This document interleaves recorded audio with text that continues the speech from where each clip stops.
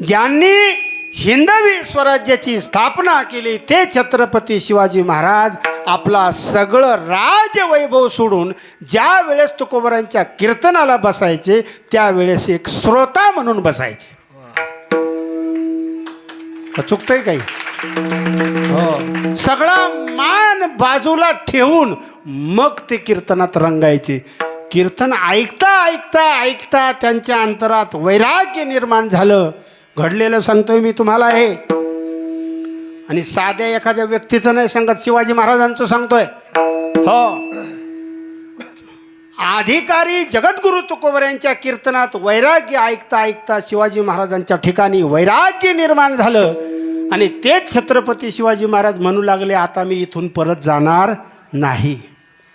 त्यावेळेस तुकोबऱ्यांनी समजून सांगितलं, हे राज्य व्हावे ही श्रींची इच्छा आणि ते तुमच्या हातूनच होणार आहे, म्हणून तुम्ही तुमचं काम करा, आम्ही आमचं काम करतो.